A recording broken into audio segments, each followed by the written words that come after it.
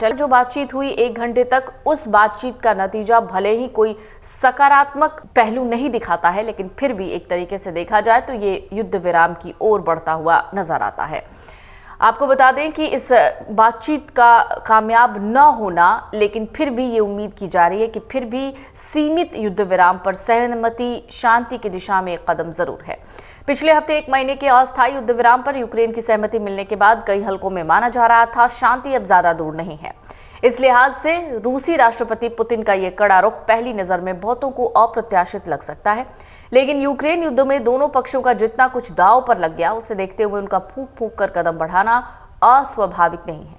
सीमित युद्ध विराम पर सहमति के बाद शांति की बढ़ी हुई उम्मीदों के बीच दोनों ही पक्ष अपना रुख और कड़ा करते हुए दिख रहे हैं। जहां रूसी राष्ट्रपति पुतिन ने स्थायी युद्ध विराम के लिए यूक्रेन को मिलने वाली हर तरह की बाहरी सहायता पर पूर्ण रोक और उसे नाटो सदस्यता न देने की प्रतिबद्धता जैसी शर्तें रखी हैं, वहीं यूक्रेन कह रहा है कि वो अपनी संप्रभुता को लेकर कोई सौदेबाजी नहीं करेगा। रूस को उसकी कब्जा की गई जमीन वापस करनी होगी। यूक्रेन के राष्ट्रपति व्लादिमीर ज़ेलेंस्की और अमेरिकी राष्ट्रपति डोनाल्ड ट्रंप के बीच व्हाइट हाउस में एक तीखी बहस हुई थी, जिसके कुछ हफ्ते के बाद एक बार फिर दोनों नेताओं के बीच बातचीत हुई। ज़ेलेंस्की और ट्रंप के बीच फोन पर लगभग 1 घंटे तक बातचीत हुई थी।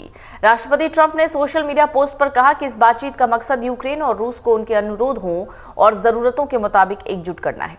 उन्होंने कहा युद्ध विराम की कोशिश सही दिशा में आगे बढ़ रही है। वहीं यूक्रेनी राष्ट्रपति ज़ेलेंस्की ने कहा कि अमेरिकी राष्ट्रपति डोनाल्ड ट्रंप के साथ बेहद सकारात्मक और सार्थक बातचीत हुई। मैंने 11 मार्च को सऊदी अरब के जद्दा में यूक्रेन और अमेरिकी प्रतिनिधियों के बीच हुई सकारात्मक बातचीत शुरू करने के लिए आभार जताता हूं। इस बैठक ने युद्ध को खत्म करने की दिशा में आगे बढ़ाने में महत्वपूर्ण रूप से मदद किया है।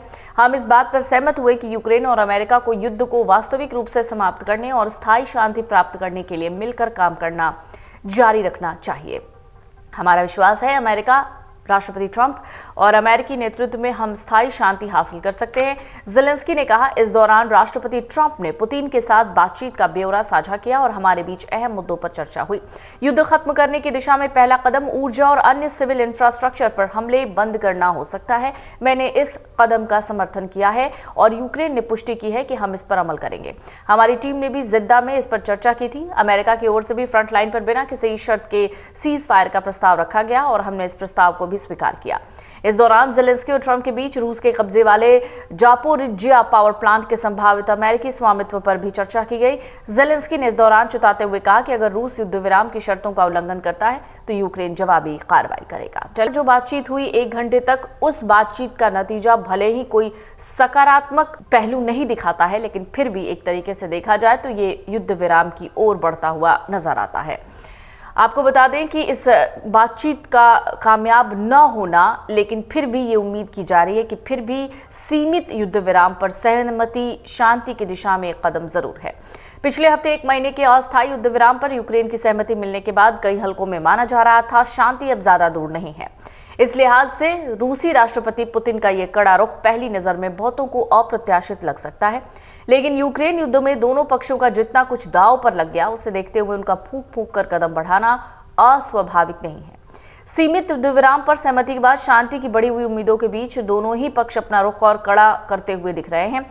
जहां रूसी राष्ट्रपति पुतिन ने स्थायी युद्ध विराम के लिए यूक्रेन को मिलने वाली हर तरह की बाहरी सहायता पर पूर्ण रोक और उसे नाटो सदस्यता न देने की प्रतिबद्धता जैसी शर्तें रखी हैं, वहीं यूक्रेन कह रहा है कि वो अपनी संप्रभुता को लेकर कोई सौदेबाजी नहीं करेगा।